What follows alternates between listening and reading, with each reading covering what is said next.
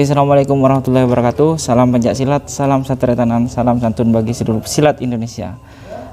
Alhamdulillah kali ini saya diajak Mas Arif ya, silaturahmi di PSHT Ranting Karangpenang ya, Mas. Betul. Saya bersama dengan Mas Holis tadi, Mas Holis selaku ketua ranting di PSHT Ranting Karangpenang di sini. Ya, penasaran dengan beliau, mari kita berkenalan dulu, Mas, dengan Mas Holis. Monggo, Mas. Baik, jadi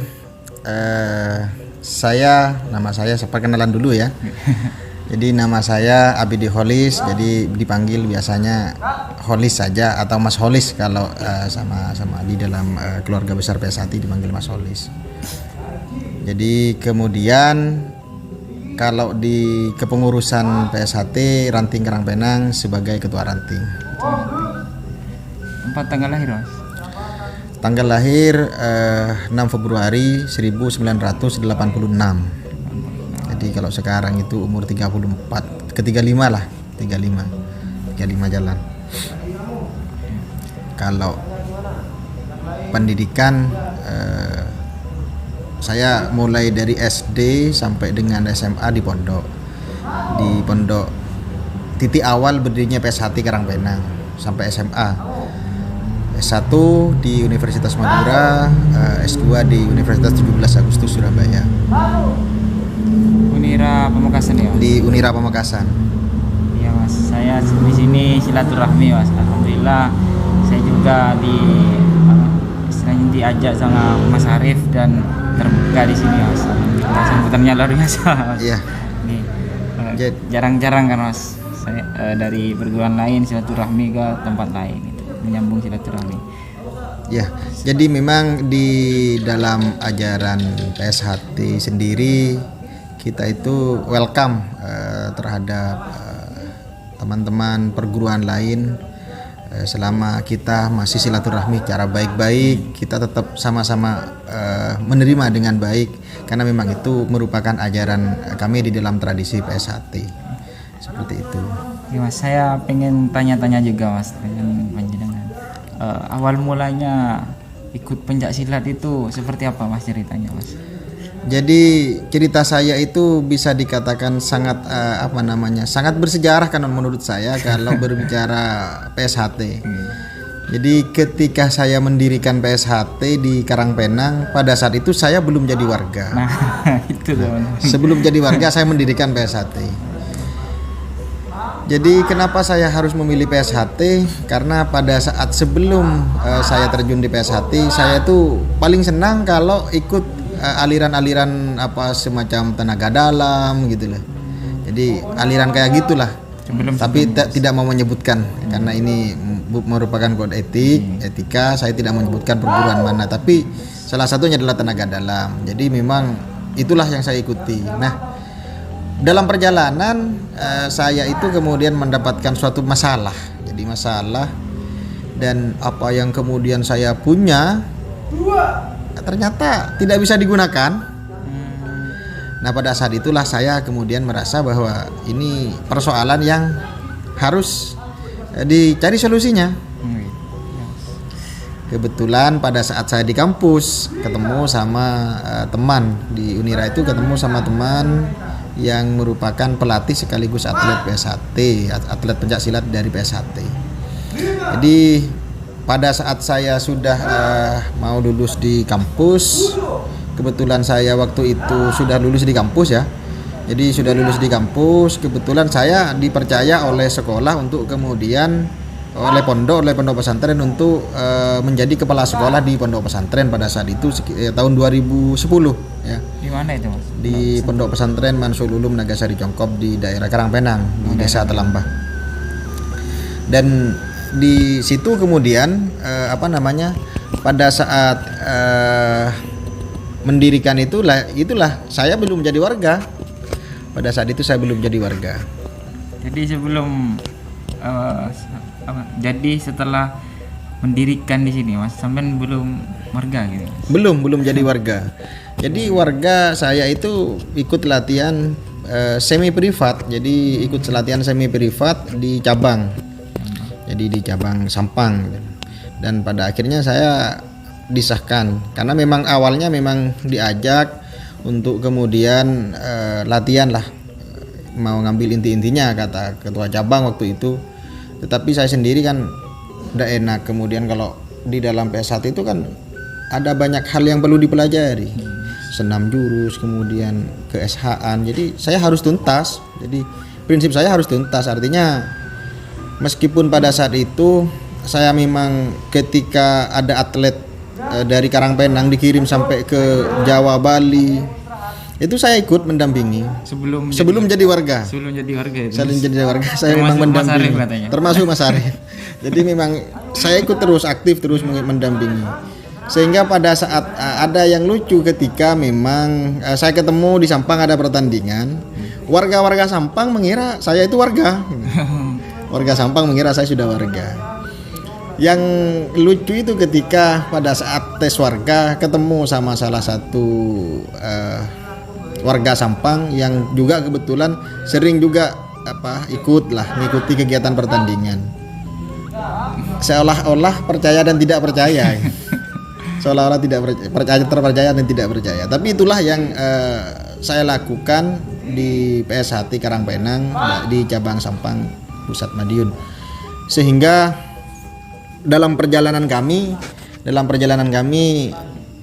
PSHT Karangpenang alhamdulillah di beberapa tahun dari mulai tahun 2011 sampai dengan tahun 2020 ini, baik di tingkat regional Madura maupun se-Jawa Bali atau tingkat Jawa Timur, kita sudah mengumpulkan kurang lebih 150 medali.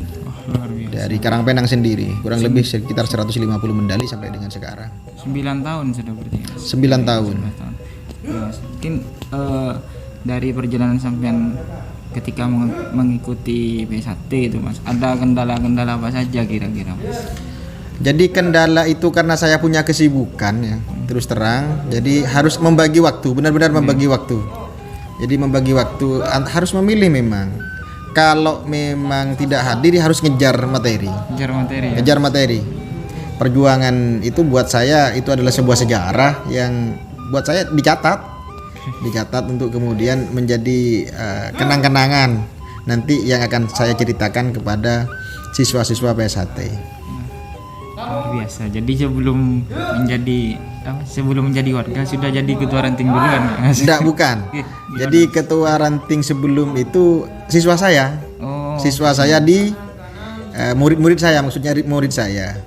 Pada saat saya sudah disahkan jadi warga, jadi ternyata ini tiba-tiba ada perapatan namanya ya, musyawarah ranting, yang ketua tiba-tiba mengundurkan diri, langsung dipasrahkan ke saya. Ini sudah jadi warga waktu itu. Sudah jadi warga. Jadi kalau ketua ranting itu sebelum jadi warga tidak boleh. Jadi memang ketua ranting kepengurusan itu harus dijabat oleh warga. Tapi yang membawa ke Karangpenang jenengan? Ya, yang membawa PSHT ke Karangpenang memang saya pada saat itu.